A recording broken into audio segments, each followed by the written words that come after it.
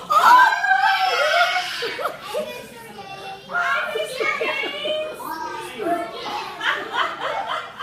Hey, is this me? That's you. Oh, look at my cool sunglasses. Oh, he looks cool. I love it. Mr. Gaines, thank you so much for talking with us. Oh, it is my pleasure. We had just a few friends with a few questions. Do you mind if we ask them? Yes, ma'am. Let's get to it. Well, our first friend is Parker. Parker, look up at Mr. Gaines and what's your question? Use your big loud voice. What do we do with the carpet and the wood that are old? Yeah, the old carpet, yeah.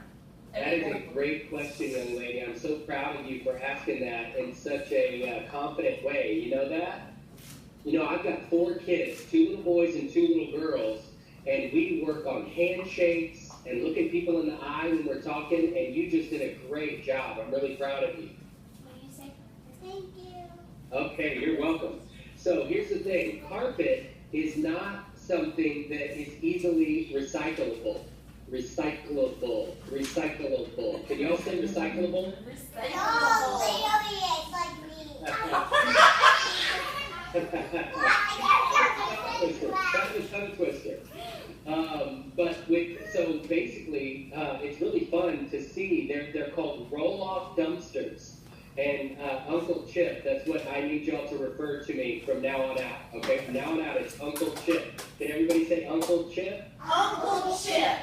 Awesome. All right, so Uncle Chip has always been fascinated with these roll-off dumpsters. Hey, buddy.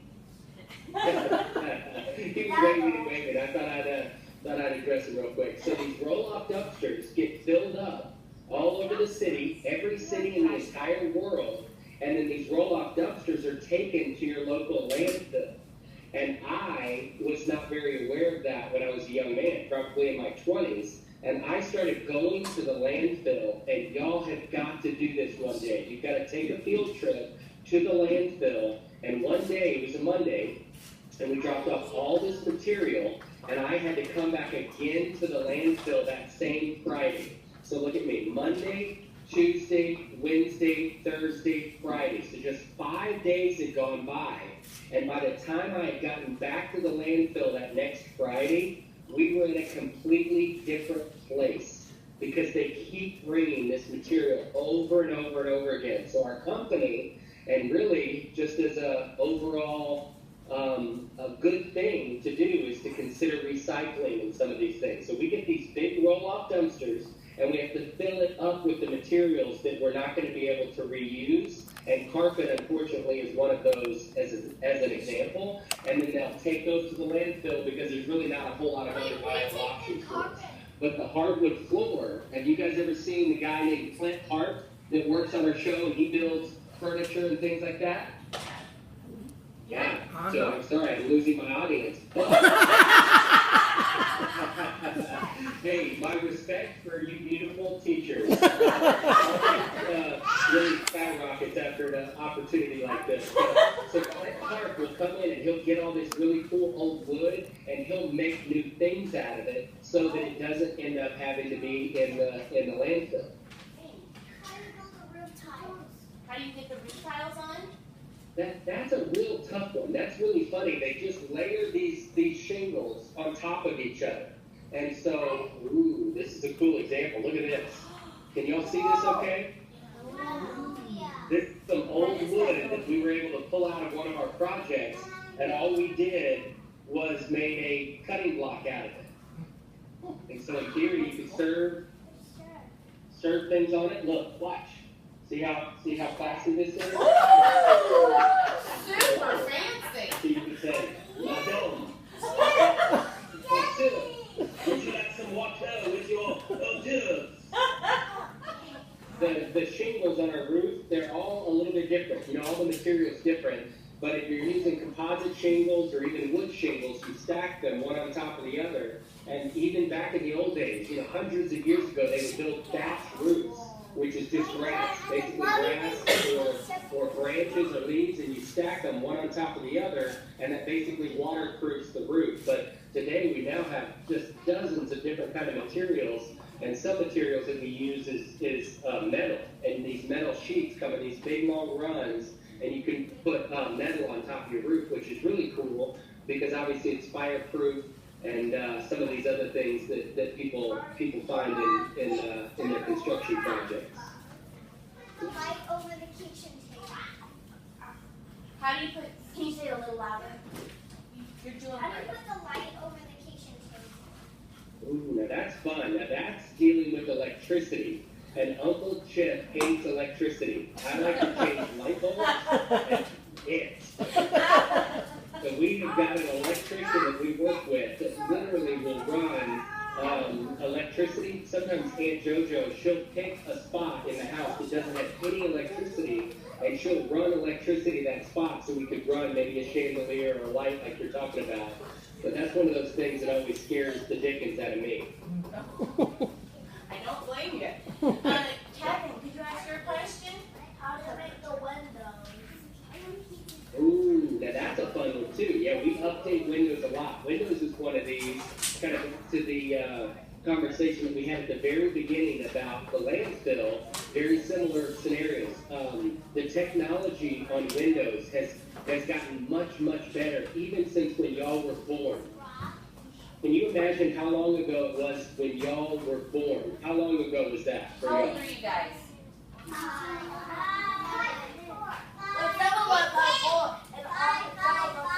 Why don't you hold up on your hands how old you are? 5 years old. Okay. Show us on your So we're hand. 5 years old. Got it. So what is that, 2012, 13? Yeah. So think about it. In 2012 and 2013, when y'all were born, do y'all say y'all in Kansas? Y'all. Say y'all. Y'all. I was a little nervous. I wanted to make sure I was speaking your language. But so when you were born, the technology in the Windows was not as impressive as it is now. So even now, those 4 or 5 years later, the Windows that we get in 2017, they hold out the cold weather, which y'all get a lot of in Kansas, and then it holds out the hot weather, which we get a lot of in Texas. And so we go to a Windows store here in town, and it's one of those that's a very important improvement that you can do to your house because it really reduces the number of dollars that you have to spend for your electricity bill, which is a big deal for your parents. Thank you. Oh, great question. All right, we have 2 more questions for you. Dennis, go ahead and use your big voice. What are the best color walls for the playroom? Ooh, now I was talking to our design girls. Aunt JoJo's at another meeting, so I wasn't able to ask her, but we've got some girls that help her, and they came up with some really good questions for me to ask you. So think about it like this. When you play, what color do you think of? I can say it. I would say we would have yellow on those 2 walls and the roof and the bottom of the playroom would be green would be on the roof and orange would be on the bottom. So those colors make you think of playing? On the bottom too. Did you not get one? What did he say? What colors? He said he thought of yellows and oranges and greens What he said. and bright I couldn't colors. believe it. When the girls said, I asked them the same question. I said, well, what color do you think of when you think of play? And all 3 of them said yellow. Really? And look, our playroom has a lot of yellow.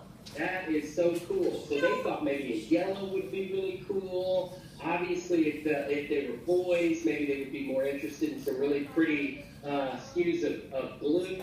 If they were girls, maybe you'd be interested in pinks or purples.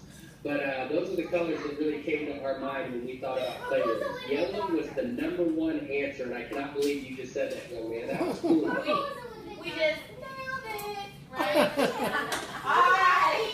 And our last question is from the fine Mr. Fish back here. Have you given an enormous picture? Did you know that that is one of the most frequently asked questions when we go around the country and everybody does questions and answers? Hey, buddy, you guys got a photo bomber. You guys got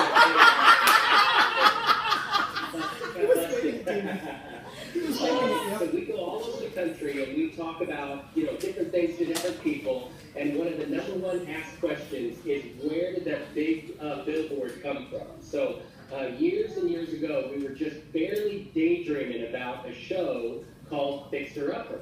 And me and Joe, and there was this guy named Patrick who works in that industry, and we were sitting there trying to figure out how do we get the couple to the house and yet it still be a surprise. Have y'all ever had to get a surprise and your mommy and daddy asked you to cover your eyes?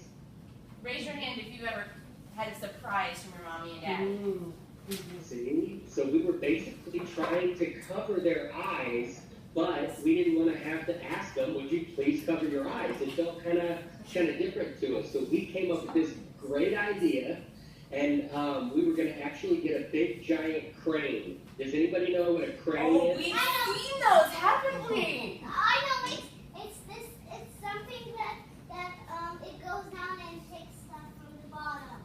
When it's not used. If you've ever been to a really big city like Kansas City or New York City,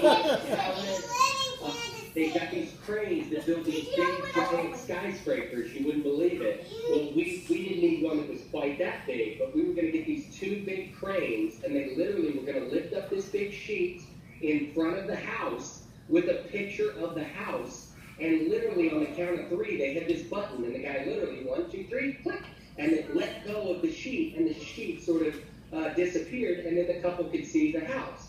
Well, the problem was that cost like $17 million. So we had to say $17 million. That's more money than the President of the United States. It was so much money you couldn't even believe it. Donald Trump? Yes, Donald Trump is the president. You're right. So that's more money than him. So wow, that's a lot of money. Not It very was a lot of practical. money. It was not going to work in our budget. So me and Joanna and Patrick, our friend that was in the business, said, look, we don't have $17 million. What's the next best option? And we literally welded these really neat frames. And just like you can imagine, and y'all have seen the show, but it's like this. Watch. Are y'all ready to see your fixer-upper?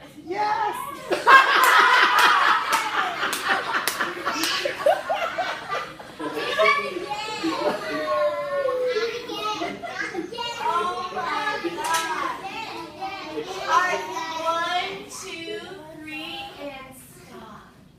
There we go. He is a funny guy, isn't he? I like him. Do it again, mister. All right, here we go. One more Alright, ready? One more time.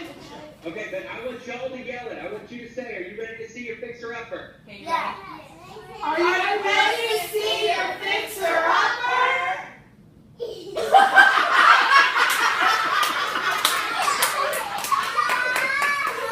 Maybe we should do that when we reveal it to our client. I like that idea. Our client's actually right over here. It's our principal, yeah. Oh, I heard about this. That is going to be so much fun. You know, they are going to love it. Well, we were just wondering one last thing. When we do our final fixer-upper episode, can we send it to you? Yes, please send it to us. And we would love to be a part of it if we can. You know, you guys figure out how it's going to work and see if we can figure out how to be a part of it. Thank you so much. Oh, we have something to show you. Ellie, Teddy. Ellie and Teddy, hold this up. Thank Let me say thank you.